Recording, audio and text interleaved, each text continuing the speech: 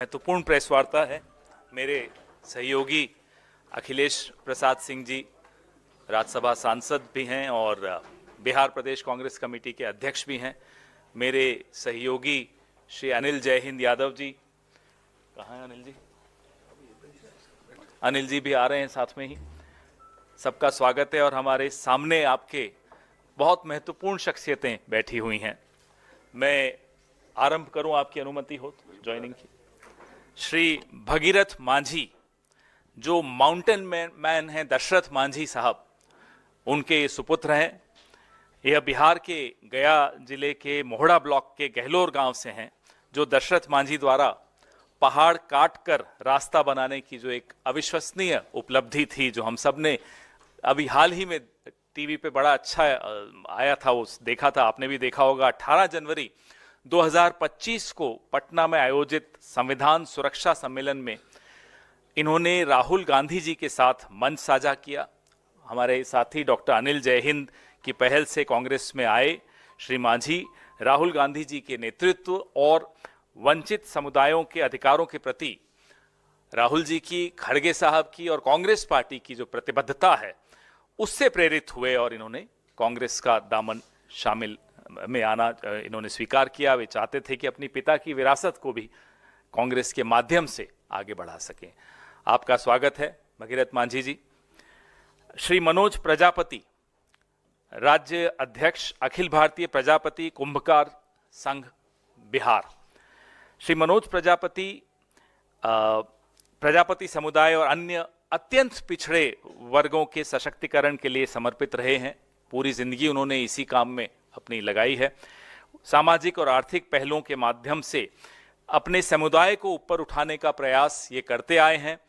संविधान सुरक्षा सम्मेलन में इन्होंने भी राहुल जी के साथ भाग लिया और प्रेरित हुए कि कांग्रेस पार्टी ही एक ऐसा माध्यम है जिसके रास्ते पर चलकर वो अपने समाज और अन्य अत्यंत पिछड़े समाज का भला कर पाएंगे।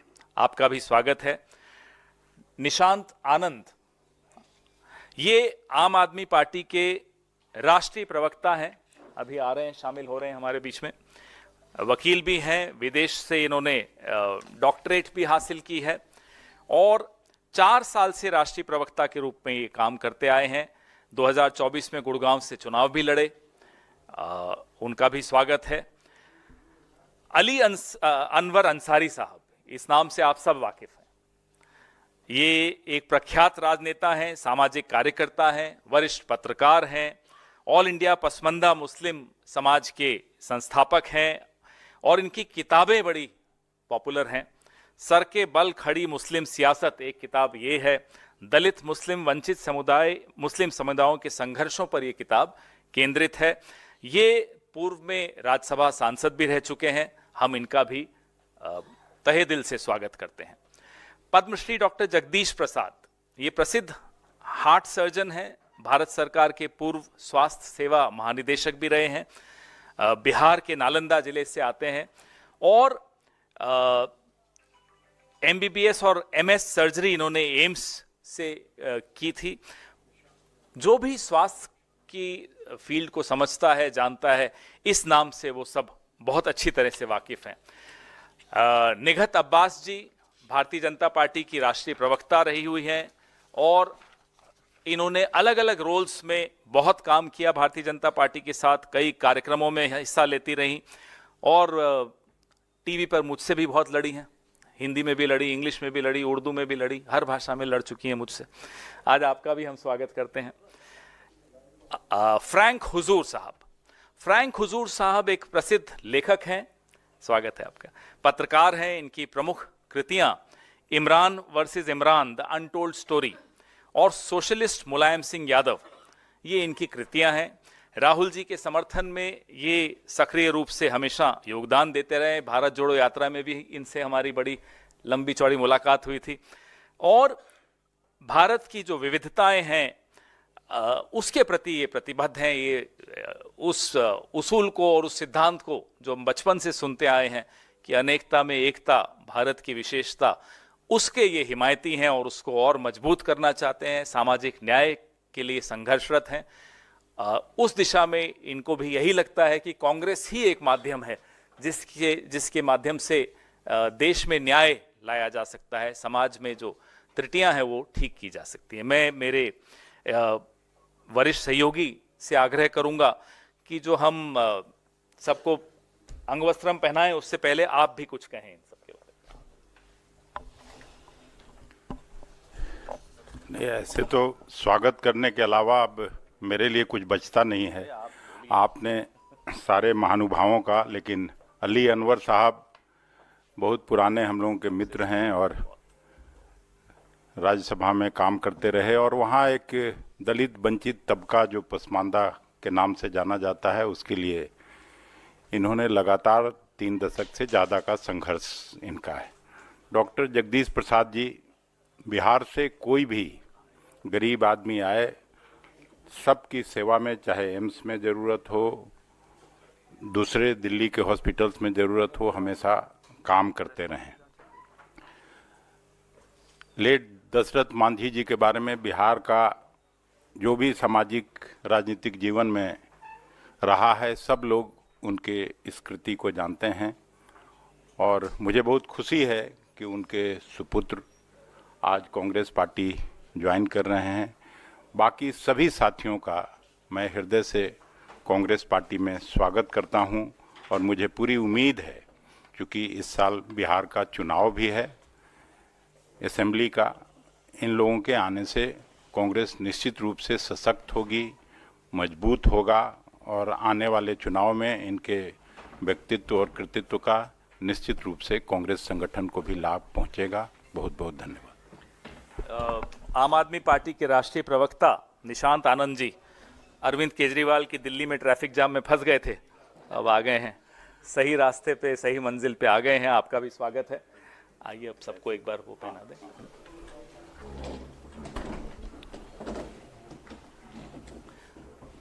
सर को दो। सर आप, हम दोनों मिलके पहले इनको, सीनियर आदमी थे। शुक्रिया, आपका स्वागत।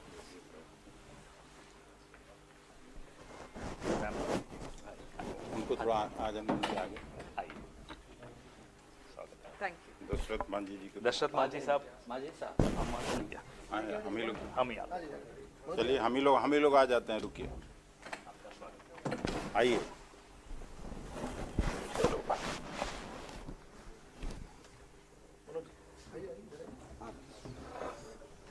निशांत कहाँ? आगे आओ। मनोज जी आइए, आइए। प्रजापति साहब, बहुत बहुत स्वागत है। निशांत आओ, इधर आ जाओ।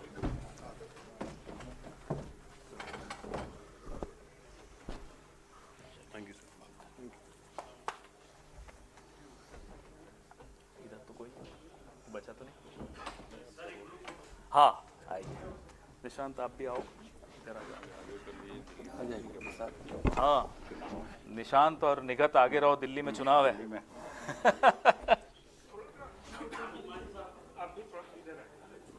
दशरथ मांझी साहब को, मांझी साहब आप इधर आ जाएं, हमारे साथ आइए। बीच में अंसारी साहब और हमारे बीच में जी, भागीरथ दशरथ जी के सुपुत्र हैं।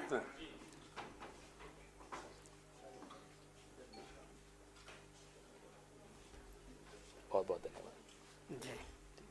किसी से कुछ बात सुन रही बना, निगत जी से कहलवा देते हैं, भागीरथ जी से कहलवा देते हैं। सबसे पहले मैं निगत जी आपसे आग्रह करूंगा कि 2 शब्द आप भी कहें।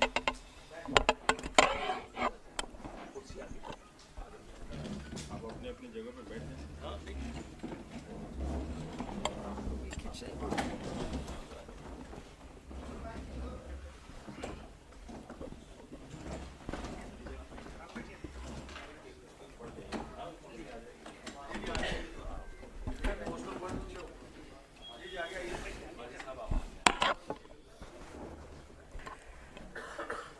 मैं सभी को नमस्कार करती हूं, और मंच पर उपस्थित कांग्रेस पार्टी के वरिष्ठ नेतागण, एक्सपीरियंस में बहुत ही अव्वल दर्जे पर मैं कहूँगी इनका नाम लिया जाता है। आप सभी का आभार कि आपने मुझे ये मंच प्रदान किया जिसके माध्यम से आज मैं अपनी बात निडर होकर रख सकती हूँ।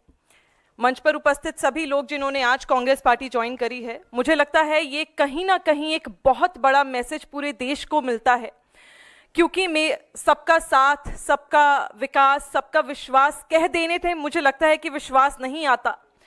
सत्ताधारी पार्टी को कहीं भी शोभा नहीं देता कि वो बटेंगे तो कटेंगे वाली राजनीति कर कर, मैं सरल भाषा में इस बात को कहूंगी, एक तरह से एक समुदाय के लोगों को चाबी लगाने का काम किया जा रहा था कि आप उकसोगे तो लड़ोगे। और वही काम आज भारतीय जनता पार्टी ने करा है, चाहे वो उत्तर प्रदेश हो, चाहे पूरे देश में हो। जहां जहां सरकार है वहां वहां लगातार एक समुदाय को सेकंड क्लास सिटीजन बनाकर छोड़ दिया गया है। और यही कारण रहा कि मैं उस सोच की तरफ आगे बढ़ रही हूं जो कांग्रेस पार्टी की सोच है कि साथ रहेंगे तो मजबूत रहेंगे। उसी को आगे बढ़ाकर आज कांग्रेस पार्टी की जो परंपरा निरंतर रही है, चाहे वो धर्मनिरपेक्षता के साथ काम करना हो, चाहे अल्पसंख्यक और हर समुदाय के लोगों को साथ लेकर आगे बढ़ना हो, हर वर्ग के लोगों को का उत्थान करना हो, उसके साथ मैं आगे बढ़ना चाहती हूं। और मुझे लगता है कि कांग्रेस पार्टी का ये मजबूत मंच हर समुदाय के लोगों को, हर वर्ग के लोगों को हर तरह से समानता का अधिकार भी देता है, अधिकारों की लड़ाई भी करता है और सबको, हर एक व्यक्ति को, चाहे वो किसी भी धर्म जाति से आता हो, हर एक व्यक्ति को वो मंच प्रदान करता है कि वो विकास का हिस्सा अपने आप महसूस कर सके। डर की राजनीति को खत्म करने का समय आ गया है, भारतीय जनता पार्टी की कट्टरता को खत्म करने का समय आ गया है। और दिन प्रतिदिन आप देखिएगा कांग्रेस पार्टी किस तरह मजबूती से आगे बढ़ रही है, क्योंकि इतिहास गवाह रहा है।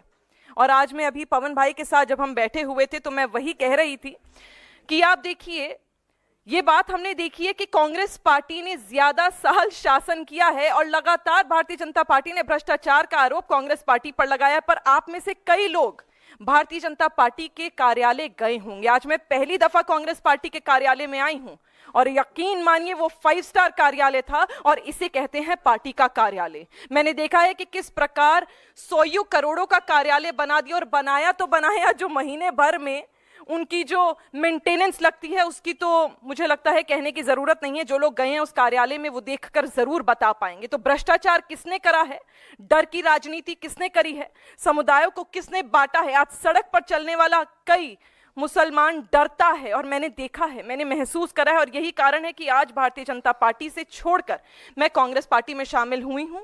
और मुझे, जैसे कि मैंने कहा, इस मंच के माध्यम से अपनी कौम का, देश की लोगों का, हर कौम का सेवा करने का मौका मिलेगा, रोजगार को बढ़ावा देने का मौका मिलेगा, सोशल इक्वालिटी पे काम करने का मौका मिलेगा। और जैसे कि कांग्रेस पार्टी का इतिहास रहा है कि इंक्लूसिव पॉलिसीज पे काम करेंगे। और मैं आभार व्यक्त करती हूं कांग्रेस पार्टी का, कांग्रेस पार्टी के अध्यक्ष श्री खड़गे साहब का, राहुल जी का, प्रियंका जी का, सोनिया जी का, मंच पर उपस्थित सभी लोगों का जिन्होंने मुझे यह मौका दिया कि आज मैं जिस कौम से आती हूं उसी कौम के साथ मुझे एक्सेप्ट भी किया है। और मुझे यहाँ टीवी डिबेट पर जाने से पहले पवन भाई ये नहीं कहा जाएगा कि एंटी मुस्लिम बात बोलकर आइएगा, तभी आप वायरल होंगे। बहुत बहुत धन्यवाद आपका।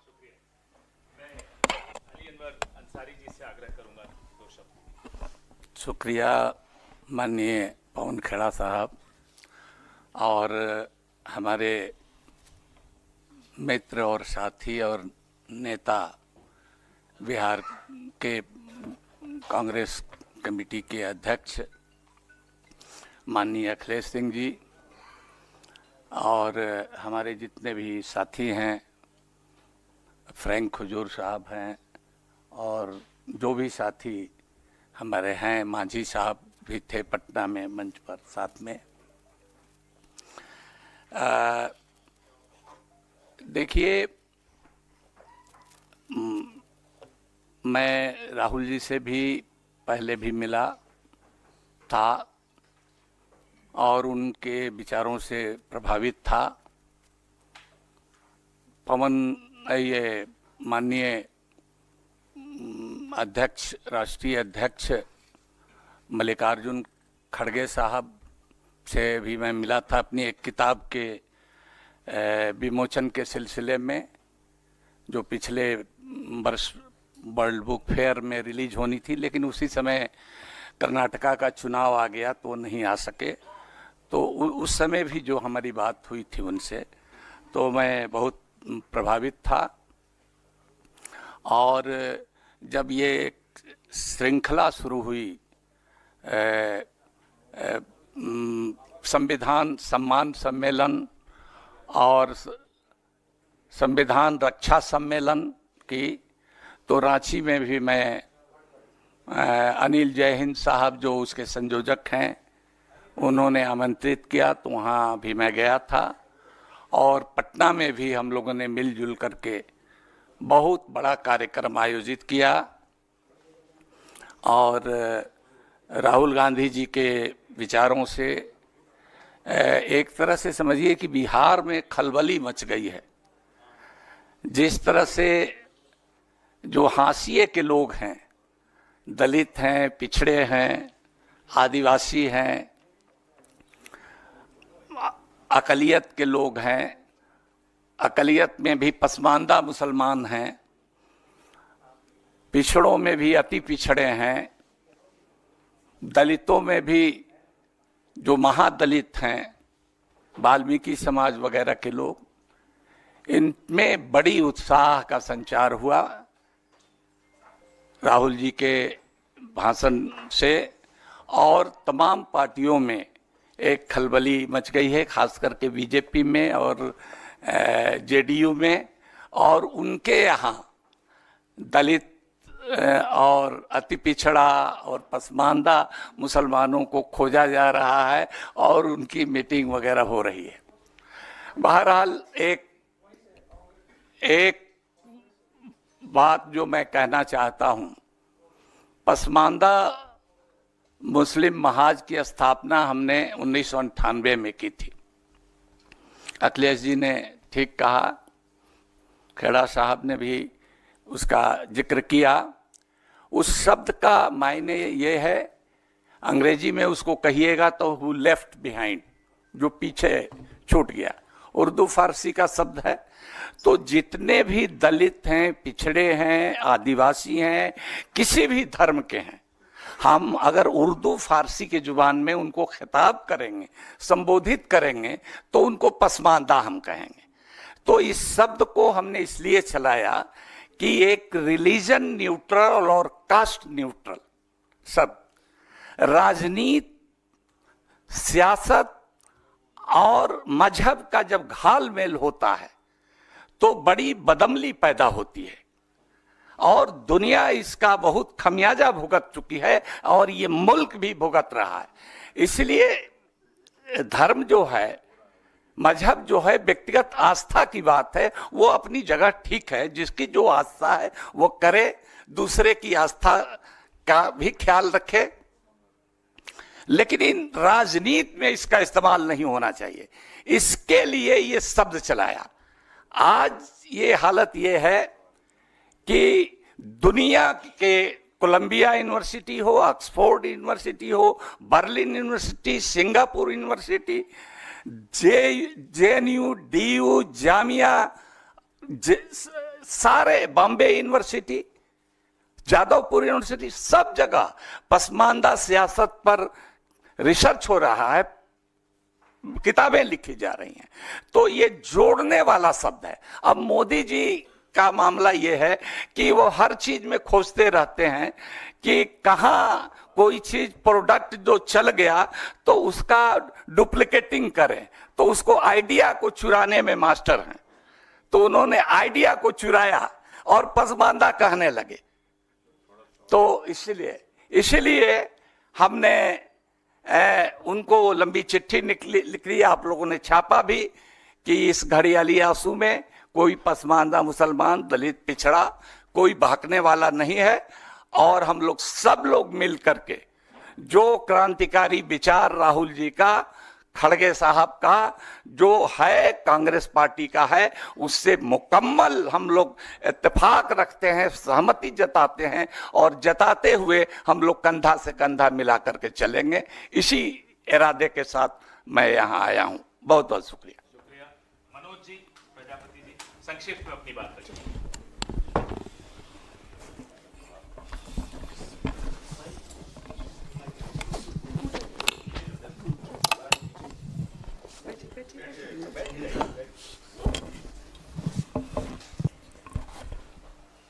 हम लोग अति पिछड़ा वर्ग अति पिछड़ा वर्ग राहुल जी के नेतृत्व में हम लोग एक साथ हैं और बिहार में हम लोग अगर जो 25 में इलेक्शन होने वाला है उसमें हम लोग बहुत बेहतरीन प्रदर्शन करेंगे। धन्यवाद। डॉक्टर निशांत आनंद, माइक हाथ में दे दो। सभी को नमस्कार। मेरा नाम निशांत आनंद है। मैं सबसे पहले धन्यवाद करना चाहूंगा कांग्रेस पार्टी राष्ट्रीय अध्यक्ष मल्लिकार्जुन खड़गे जी, राहुल गांधी जी, पवन सर और सभी मंच पर बैठे। मैंने आम आदमी पार्टी के साथ कई साल काम किया। राष्ट्रीय प्रवक्ता आम आदमी पार्टी से मैं हूं और मैंने गुड़गांव विधानसभा में भी आम आदमी पार्टी से चुनाव लड़ा। मैंने आम आदमी पार्टी में जब हम डिबेट में जाते थे तो हमने कहीं उनके झूठों को छुपाने का काम किया। आज वो कहते हैं कि उन्होंने यमुना साफ नहीं करी सिर्फ, लेकिन उन्होंने 500 स्कूल खोलने का वादा पूरा किया था। उन्होंने 400 भी नहीं बनाए, 300 भी नहीं बनाए, 200 भी नहीं बनाए, 100 भी नहीं बनाए। उन्होंने 20 नए कॉलेज का वादा किया था जो पूरा नहीं किया, 20 नए स्कूल का वादा किया था पूरा नहीं किया, तार मुक्त दिल्ली का वादा पूरा नहीं किया, पोल्यूशन मुक्त दिल्ली का वादा पूरा नहीं किया। कई सारे काम उन्होंने कोई भी काम पूरा नहीं किया। तो आज मैं कांग्रेस पार्टी को बहुत बहुत धन्यवाद करना चाहूंगा और मैं पूरी शिद्दत से काम करना चाहूंगा। बहुत बहुत धन्यवाद। जय भीम, जय संविधान, जय। Thank you doctor Nishant. Padma Shri doctor Jagdish Prasad ji, आप अपनी बात संक्षिप्त में रखें। माइक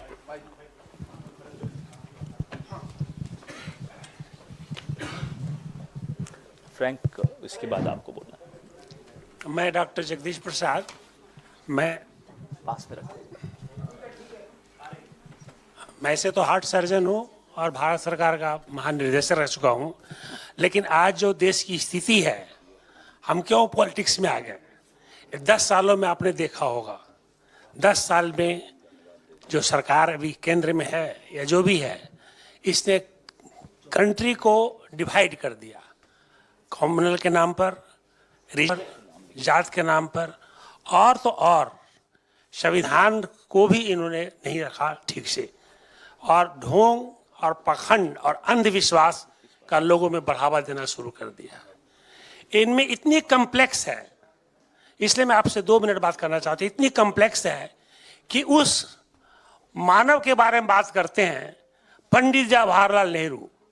अगर पंडित जवाहरलाल नेहरू नहीं होते तो आज हम लोग जो एंजॉय कर रहे हैं देश का आधार, जब 1947 में हमारा देश आज़ाद हुआ था, तो आपको बता देना चाहता हूँ कि यह देश में गरीबी, इलिटरेसी, कोई फैक्ट्री इंडस्ट्री नहीं था एक्सेप्ट 4।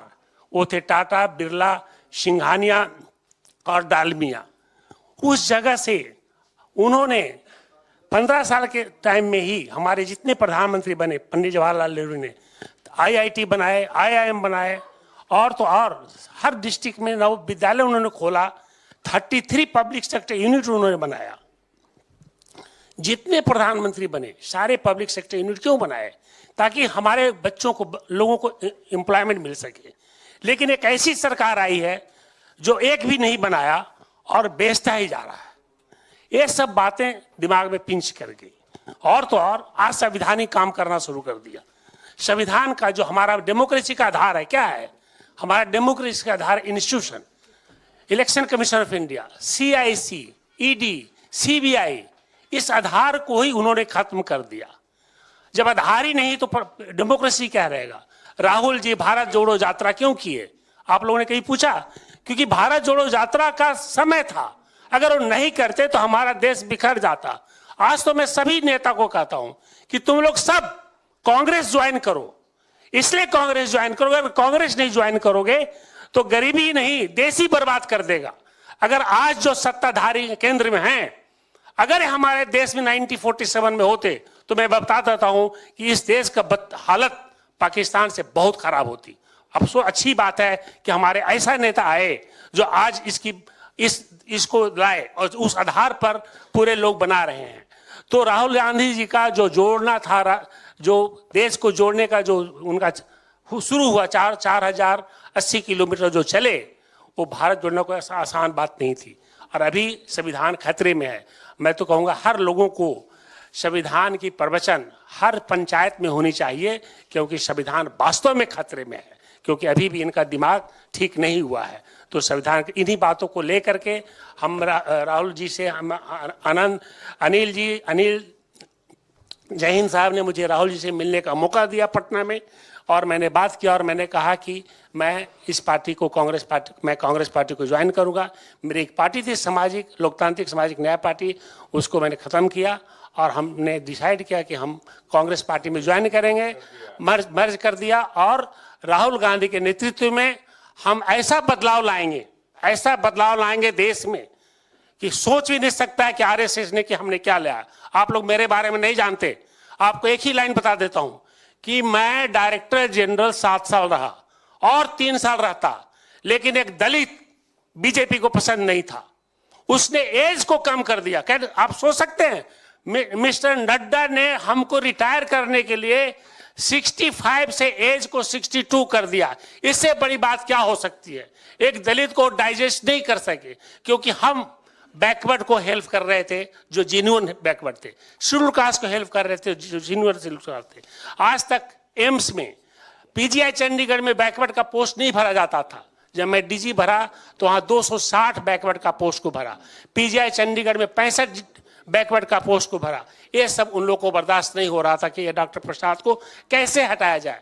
तो हम इन्हीं बातों के साथ मैं खत्म करूंगा, समय कम है, लेकिन ये मैं जानता हूं कि अगर कांग्रेस को नेतृत्व दिया जाए तभी भारत का संविधान और देश बच पाएगा। और जो इन्होंने जनगणना की बात शुरू की है, जिसकी जितनी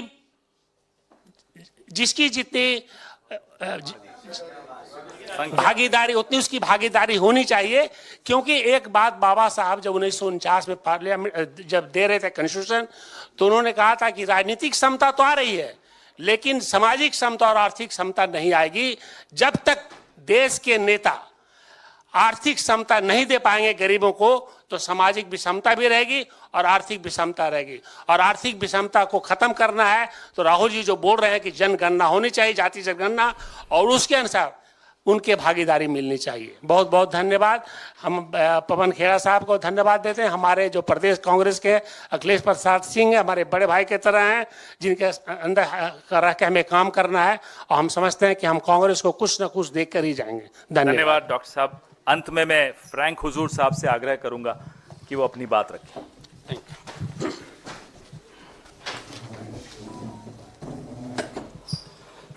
Thank you very much, Pawan Khera ji. Respected leaders of the Congress party, leader of the opposition Rahul Gandhi is not here, but my vote of gratitude goes first to Rahul Gandhi ji, Madam Sonia Gandhi ji, President of the Indian National Congress Mallikarjun Kharge ji, and Akhilesh Prasad ji, who is very much here on the dais with us. Janab Ali Anwar Sahab, it's my privilege and honor, sir, to share the dais with you. This is the second time, maybe after almost 7 years, if you remember, in the very corner of our village, Charadji was alive at the time, and Ali Anwar Sahab, and all the respected and distinguished guests here on the dais, my special respect to you all, friends.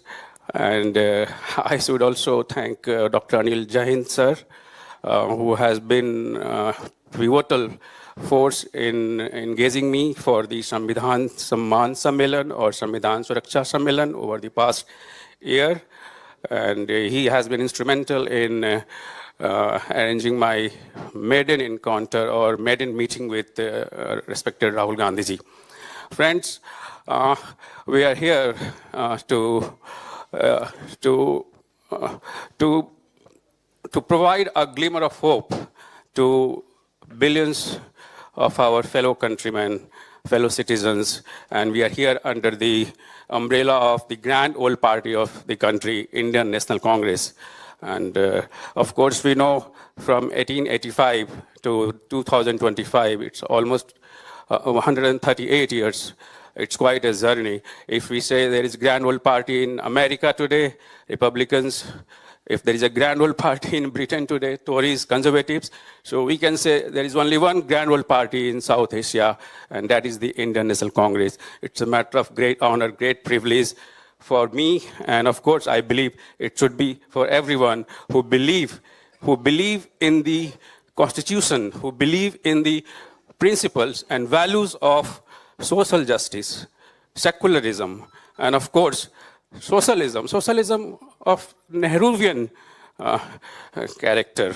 Our first Prime Minister, Pandit Jawaharlal Nehru, what we are relishing today, what we are cherishing today in institution, in any branch of our governance, this is just because of our first Prime Minister, independent India first Prime Minister, a scholarly and a statesman like Jawaharlal Nehru ji, who has provided us with not only many institutions like Dr. Jagdish Prasad was sharing.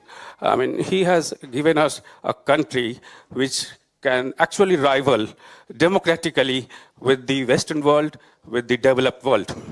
Now I come to why I'm here with the Congress party today. So I must say that only because of Nyaya Yodha, Jan Nayak, Rahul Gandhi ji. And I also remember once upon a time how the very ruling party today spent over a billion rupees invested in propaganda machinery, propaganda mill, to parrot a narrative, to run him down, such a promising face of 21st century Indian politics. And they have actually failed in their campaign. They have actually come a cropper in their agenda setting. And here is Rahul Gandhi, who has defeated the voice of BJP and the RSS, and the only leader we have who has actually shown the audacity of hope.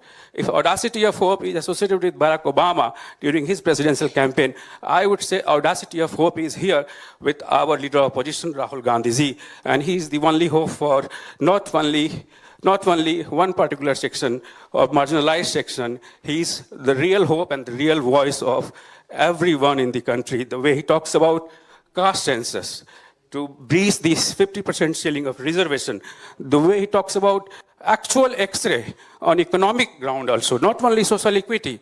Here is a scholarly young face in Indian politics who is also talking about social and economic equity. And he's also talking about crony capitalism virus, how to stop this and how to redistribute the resources among citizens. So this is the reason, and of course, once again, I would say, Dr. Jain sir and everyone, thank you very much. Thank you very much for Samvidhan Suraksha Sammelan that has actually energized and provided a real hope, fountain of hope to marginalized communities across the country. Thank you very much. Thank you, Dr. Frank Huzur. आपके कोई सवाल हो तो आपका स्वागत है.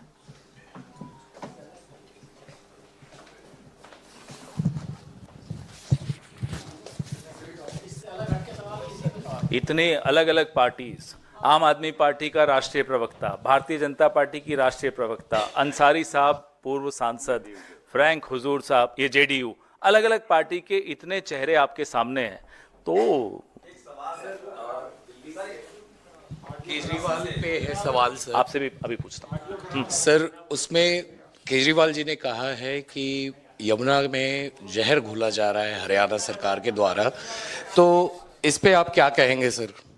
उस पे जो कहना था, अभी हमारे नौजवान साथी ने बताया कि कैसे झूठ की एक फैक्ट्री चल रही है सब जगह और कंपटीशन हो रही है भारतीय जनता पार्टी में और आम आदमी पार्टी में कि कौन ज्यादा तेज झूठ बोल सकता है.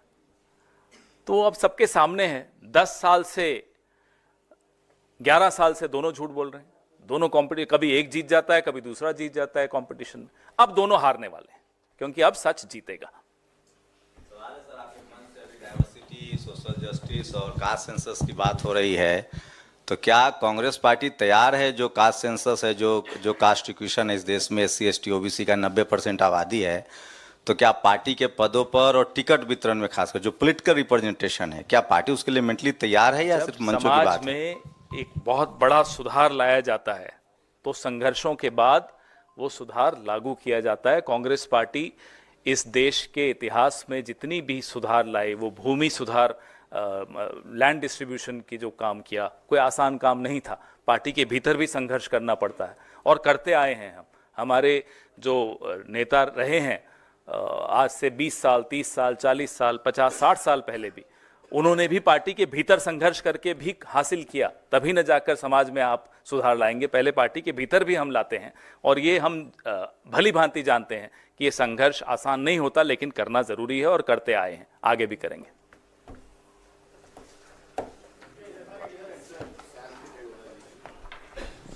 हाँ बोलिए। सर, सैम पित्रोदा साहब ने चुनाव के बीच में अक्सर वो ऐसा बयान देते हैं, इस बार फिर एक बयान आया है कि इलीगल इमिग्रेंट्स जो हैं उनको हिंदुस्तान में रहने दिया जाना चाहिए। इस बयान नहीं, उन्होंने हिंदुस्तान नहीं कहा, मेरी भी उनसे बात हुई।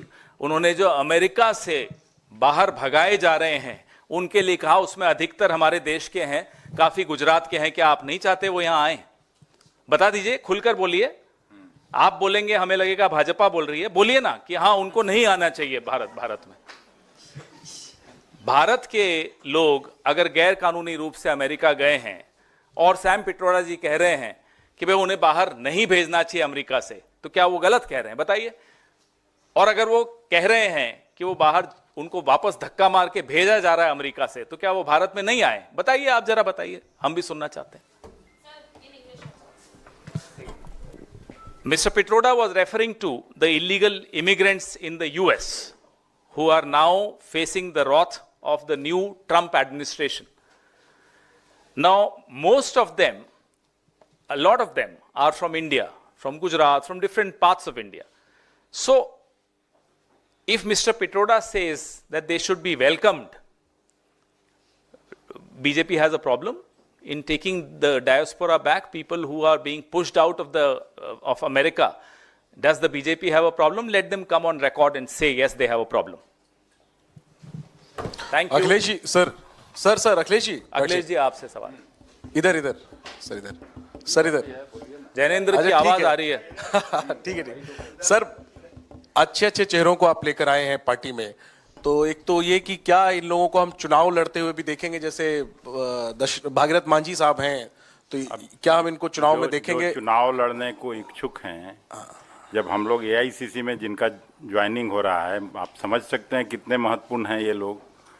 तो इन लोगों का जैसा जो रोल ये लोग अपने लिए तय करेंगे, हम देखेंगे उसको। और वही सवाल मेरा आगे ये था कि बिहार में इस साल चुनाव है, अंत में काफी समय से आपने राष्ट्रीय नेतृत्व को कमेटी दी हुई है बिहार प्रदेश कांग्रेस की, जो लंबित है। अब तो चुनाव का साल आ गया है, तो रूटीन मैटर है, हो जाएगा। कब तक ये होगा, इसको लेके बिहार कांग्रेस में बड़ा इंतजार चल हो जाएगा। और इसका निश्चित उत्तर तो आप जहां से जानना चाह रहे हैं वहां पूछा जाना क्या चाहिए। देर हो रही है? मैं वही इसीलिए आपसे पूछ रहा हूँ, क्या आपको लगता है देर की जाए? अब देर नहीं होगी। बिहार की राजनीति में लंबे वक्त से हैं, प्रदेश अध्यक्ष भी हैं। नीतीश कुमार के साथ आप लोगों ने सरकार भी चलाई है। उन्होंने एक वक्त में लगातार वो कहते हैं कि मैं कर्पूरी ठाकुर जी को मानता हूं, मैं वंशवाद के खिलाफ हूं। अब वहां चर्चाएं जोर शोर से हैं कि उनके बेटे निशांत राजनीति में पदार्पण करने वाले हैं। तमाम JDU के नेता कह रहे हैं कि निशांत को आगे आना चाहिए। तो क्या वो नीतीश कुमार और ये नीतीश कुमार बदल गए? तो इसका निश्चित उत्तर भी तो नीतीश कुमार जी ही दे सकते हैं। उनका सवाल, उनके पुत्र का सवाल हमसे आप पूछ रहे हैं, ये तो नाइंसाफी है। और अभी इस तरह की कोई बात है नहीं, मैं नहीं सुना हूँ। मेरा सवाल निखत अब्बास जी से है। आपने कहा कि भारतीय जनता पार्टी में कहा जाता है कि आप मुस्लिम विरोधी बोल के आइए तब वीडियो वायरल होगी। आपने कहा बटोगे कटोगे की बात करते हैं, नफरत फैलाते हैं। आपको इतना टाइम क्यों लगा भारतीय जनता पार्टी छोड़कर कांग्रेस आने में? दूसरा सवाल ये है कि आप कह रही हैं बीजेपी का ऑफिस हेडक्वार्टर है, काफ़ी आलीशान है, उसमें खर्चा बहुत आता है, रख रखाव का। आलीशान हेडक्वार्टर कांग्रेस का भी बन चुका है। बटेंगे और कटेंगे के पोस्टर मुझसे ज्यादा शायद आप जानते होंगे। आपने उत्तर प्रदेश में कब से देखे हैं? मैंने तो पिछले साल से ज्यादा पहले देखे नहीं थे, पहली बात। दूसरी बात जो आपने कही कि डिबेट्स में जब बताया जाता है, तो ये जाहिर सी बात है, आप किसी भी, मैं नाम नहीं लूंगी, किसी भी मुसलमान राष्ट्रीय प्रवक्ता को भारतीय जनता पार्टी के पकड़ लीजिए और देखिए किस प्रकार की गाली गलोच वहां पर करनी पड़ती है। वो फर्रे में अभी आपके साथ साझा नहीं कर सकती क्योंकि एथिकली सही नहीं होगा, जिन फर्रों पर मुसलमानों के खिलाफ बातें लिखी जाती हैं। और यही कारण रहा, जाहिर सी बात है, कुछ समय लगता है, ऐसे कहते हैं ना हथेली पर सरसों नहीं उगती। तो मैं भी थोड़े पेशेंस के साथ देख रही थी कि शायद भारतीय जनता पार्टी में कुछ सुधार आ जाए। लेकिन मुझे ऐसा लगता है जहां पर, जैसे मैंने अपनी पहली भी बात में कहा कि सबका साथ, सबका विकास और सबका विश्वास कह देने से विश्वास नहीं पाते हैं। रिप्रेजेंटेशन, इंक्लूसिवनेस की बहुत आवश्यकता है, जो भारतीय जनता पार्टी में, जैसे मैंने पहले भी कहा, मुझसे ज्यादा आप जानते हैं, वरिष्ठ पत्रकार हैं, कि वो भारतीय जनता पार्टी ना कभी ना दिखा पाई थी और ना दिखा पाई है। किस प्रकार वरिष्ठ भारतीय जनता पार्टी के मुसलमान नेताओं को घर बिठा दिया गया है, दूध में से जैसे मक्खी निकालकर फेंक दी जाती है, ये मुझसे ज्यादा आप जानते हो और जग जाहिर भी है। रही आलिशान, आपने कहा जो हेडक्वार्टर्स की बात करते हैं, वही मैंने पहले भी कहा था, कितने साल सत्ता में भारतीय जनता पार्टी रही है और कितने साल कांग्रेस पार्टी रही है, ये भी जग जाहिर है, पूरे देश क्या दुनिया को मालूम है। और 10 सालों में इतना आलीशान एक नहीं 2-2 दफ्तर बना दिए गए और भारतीय जनता पार्टी दिल्ली प्रदेश का दफ्तर बन रहा है। आप देखिए किस प्रकार की 5 स्टार 7 स्टार वहां पर फैसिलिटीज हैं और साथ में एक समुदाय के और एक ऑर्गेनाइजेशन के नेता वहां पर 2 BHK अपार्टमेंट में रह रहे हैं। आपका मेरा जनता का पैसा है वो, और वो पैसे से वहां पर, उस शब्द का मैं प्रयोग नहीं करना चाहती, ना वो ये मंच है उस शब्द का प्रयोग करने के लिए, पर आप भी जानते हो और मैं भी जानती हूं, पढ़े लिखे सब हैं, कि किस प्रकार वहां पर पैसों को उड़ाया जा रहा है। मेरा दिल दुखता है और यही कारण है आज मैं कांग्रेस पार्टी में हूं। धन्यवाद।